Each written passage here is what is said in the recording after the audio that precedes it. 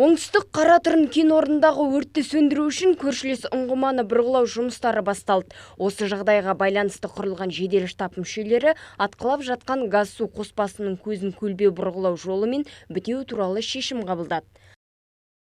Мамандардың ақпараты бойынша жалпы көлемде енді бұл өте қиын апат жағдай болғаннан кейін ақпараты бойынша алдын ала 1,5 миллиардқа дейін шығын болуы мүмкін, ықтимал. Бірақ бұл бәрі де жасалған жұмыстарға байланысты болады.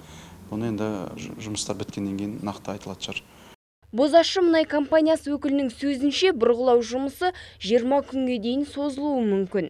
Принято решение бурить наклонно направленные скважины. Өртеніп жатқан ұңғымаға жанынан жақындау үшін көршілес ұңғыманы 1200 метрге дейін көлбеу бұрғылау туралы шешім қабылдадық. Бұл бірінші вариант. Қажет болып қалар деп 450-460 метр жердегі 305-ші ұңғыманы да дайындап қойдық. Оңтүстік Қаратұрын кен орнындағы өрт қыркүйекке қарай сөндірілуі мүмкін дейді штаб мүшелері. Кен орнын игеріп отырған Бозащы мұнай компаниясының өкілдері болса, жалынды өшіру үшін осы уақытқа дейін 300 миллион теңге жұмсағандығын айтады. Ал сарапшылардың сөзіне сенсек, компанияның әлі де миллиардтаған теңге шығынға батуы мүмкін. Естеріңізге салайық, Оңтүстік Қаратұрындағы өрт 9 маусым күні басталды. Қазір осы дерекке қатысты қылмыстық іс қозғалды. Жарқын Қанатова, Әділхан Зайнеденов, Каспия Ньюс.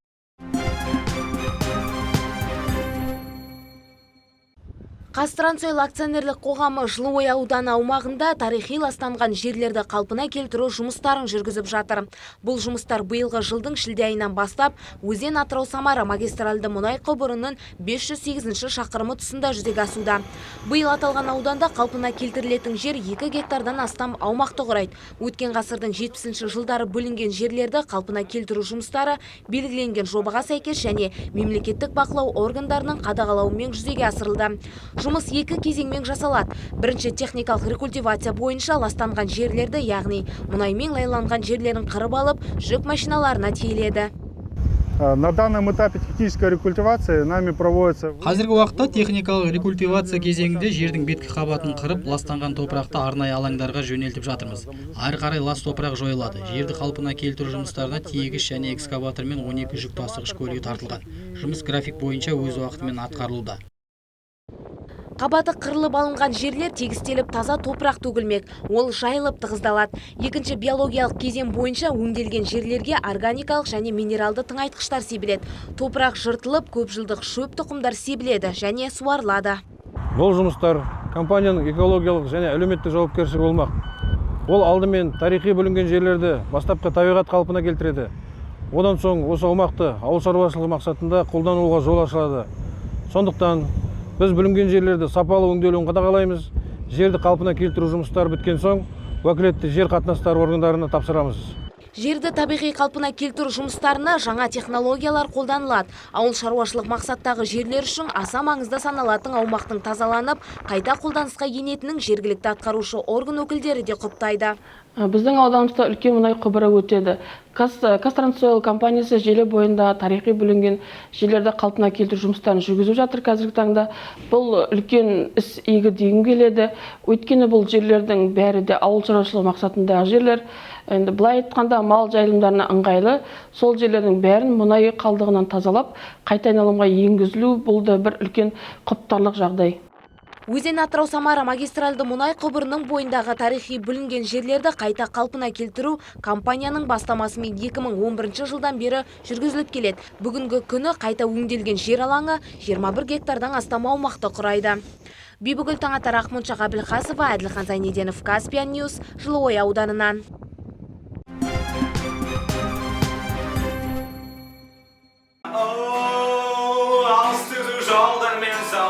Жүрегімде оты сезімім барда, жүргізбейді қиялда, бәрі алда.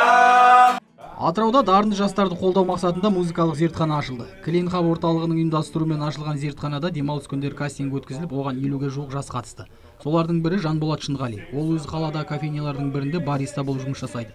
Жоба туралы өзінің досынан естіп кетті. Кәсіби әнші болғысы келетін көрінеді. 3 песни были, на английском и на казахском 2 песни. Мен кастингке 3 ән айттым. Екеуі қазақ, біреуі ағылшын тілінде. Қатысушылардың бәрі шығармашыл, дарынды жастар. Бәрі әнді жақсы айтады. Бір-бірімізбен тез достасып, шынайы араласып кеттік. Маған осындай шығармашыл адамдардың атмосферасы қатты ұнайды. Кастинг жеңімпаздарымен білікті мамандар жұмыс жасайды деп жоспарлануда. Сондай-ақ олар ән жазып, оған бейнебаян түсіріледі. Сол 50 адам ішінен 10 адам таңдап, сонымен алдағы уақытта жұмыс жасайтын боламыз. Бұл жоба бойынша ол адамдармен алдағы уақытта музыка жазамыз. Оларға бізде менторлар бар, Ерсұлтан Бағатжан, Ербол Құттай деген, сосын Айдын Кітапқали, Айдын деген лақап атпен шығатын артист атыраулық. Солармен бірге менторство өтеді. Жалпы бір теориялық задание, ары қарата практика өтеді.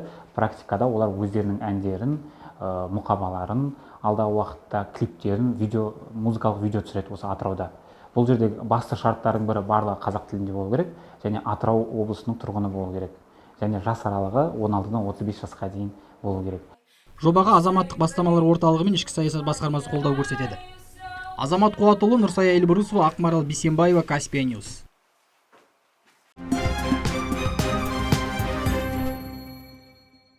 Атырау қаласы әкімдігінің өкілдері Першиной аралығында Қазақстан Республикасы ұлттық қауіпсіздік комитетінің шекара қызметіне қарасты Еуразия әскери бөліміне барып, отан алдында борышын өтеп жүрген жергілікті сарбаздардың тыныс-тіршілігімен танысты. Мұндағы 23 жауынгердің міндеті тәулік бойы судағы және құрлықтағы шекараны күзету. Әскери бөлім соңғы үлгідегі байланыс құралдарымен, арнайы көліктермен қамтамасыз етілген. Исшіл иттер де бар. Шекарашылар өз міндеттерін алаңсыз атқару үшін бар жағдайдың жасалып отырғанын айтады. Күн тәртібін айтып кететін болсақ, бізде қазір таңғы 7-те подъем болады. Тұрамыз, одан УФЗ, былайша айтқан кезде, таңғы жаттығу, жүгіреміз, жаттығулар жасаймыз. Одан кейін ішке кіріп, жуынып, тазаланып, завтраққа дайындаламыз. Завтрак бізде 8-ге дейін дайын тұруымыз керек. 8-де келіп, завтрак ішеміз. Завтрак ішіп болғаннан кейін наряд бар. Наряд шығады бізде, былайша айтқан кезде, мына жердегі теңізге, негіз сасық деген біз өзіміздің бөліктер бар, сол жаққа барып, өзіміздің белгіленген аумақтарымызға барамыз. Соның барлығын дайындаламыз тоже. Қару жарақ, соның барлығын алып. Обед бізде сағат түскі 1-де. Обедімізді ішеміз, обедке дайындалып, тоже обед ішіп, первый, второймен, как положено, тамағымыз бәрі жақсы, ешқандай жалбы жоқ. Іс-шараны ұйымдастырған қалалық әкімдік өкілдерінің айтуынша, олар сарбаздардың күнделікті өмірін көрсету арқылы кейінгі буынның бойындағы патриоттық сезімді, әскерге деген қызығушылықты оятпақ болыпты. Жалпы қазір соңғы кезде әлеуметтік желіде әскерге баруды жаман, жағымсыз қылып көрсететіндер кейде көрініп жатады.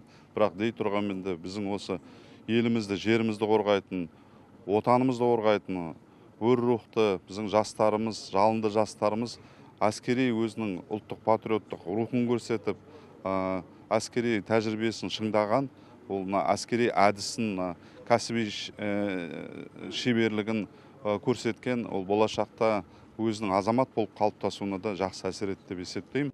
Биыл көктемде әскерге Атырау облысынан 647 шақырылып, оның 130 шекара қызметіне қабылданған. Азамат Қуатұлы, Фархат Тәжібаев, Каспия Ньюс.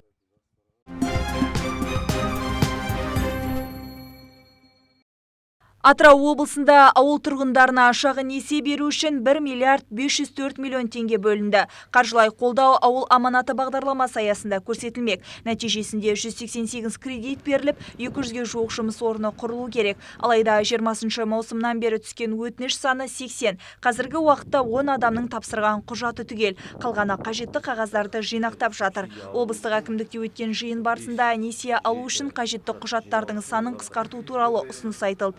Өйткені олардың бәрін дайындау шаруа қамымен жүрген ауылдықтарға қиын соғады.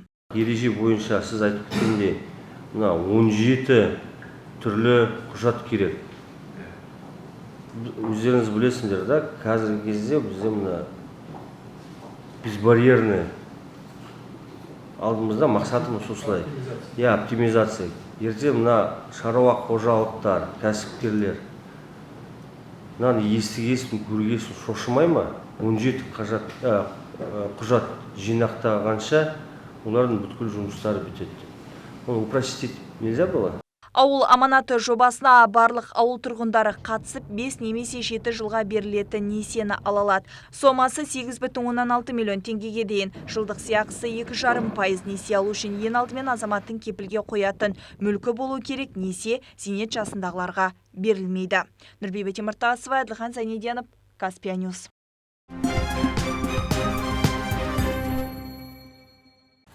Алдағы күндері облыстың оңтүстігінде күн райы 42 градусқа дейін ысиды деген болжам бар. Нақтырақ айтқанда, синоптиктер 26 шілде күні аймақтың шығысында найзағай ойнап жаңбыр жауады, желдің жылдамдығы түнде секундына 15-20 метр болады деп отыр. Бұл күні ауа температурасы күндіз 32-37 градусқа дейін көтерілсе, сынап бағанасы түнде 15-20 градус аралығын көрсетуі мүмкін.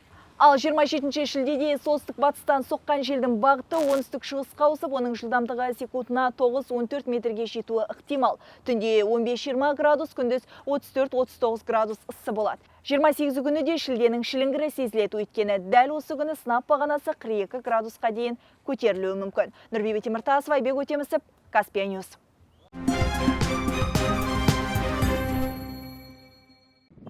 Атырау облысында 2023-2024 оқу жылында 15 мыңдай бүлдіршін бірінші сыныпқа қабылданады деп жоспарланып отыр.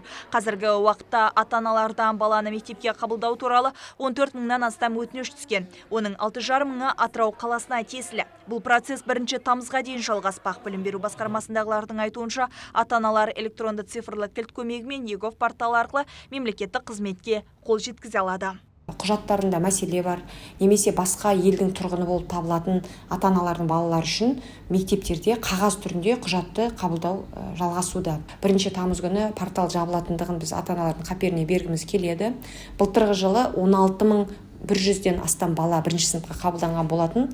Биылғы жылы 15 мың бала қабылданады деген болжамды жоспар бар. Қазіргі таңда 14 мыңның үстінде өтініш қабылданып отыр. Облыстық білім беру басқармасы биыл балаларға мектептен киім-кешек пен оқу құралы берілмейді. Мұндай көмек енді тек қаржылай көрсетіледі деп отыр. Әлеуметтік осал санатты атаулы көмек алатын отбасылар үшін және ата-анасы жұмыссыз болып табылатын, өзінің заңдылығына сәйкес санатқа кіретін балаларға 64-ші қаулыға сәйкес жылына тізім бойынша құжаттар тапсыру арқылы қазіргі таңда бір балаға 38 мың теңге төлемінде қаржылай көмек беріледі. Бұрынғы кездерде білесіздер, қаулыға өзгерсен киім-кешек түрінде, оқу құралы түрінде берілсе, қазір әрбір ата-ананың жеке шотына ақшалай аударылады. Біз тамыздың 10-на дейін қазіргі мектептегі әлеуметтік педагогтар және мектеп басшылары осы санатты балдардың құжаттарын қабылдап жатыр. Былтыр 7900-ға жуық оқушыға мектепке жол акциясы аясында көмек берілген. Биылда жауапты басқарма атаулы әлеуметтік көмек алмайтын, бірақ көп балалы немесе ата-анасының бірі жұмыссыз отбасыларға қолдау көрсетуді сұрап, түрлі мекемеге өтініш хат дайындап жатқан көрінеді. Нұрбибі Теміртасова, Әділхан Зайнеденов, Каспия Ньюс.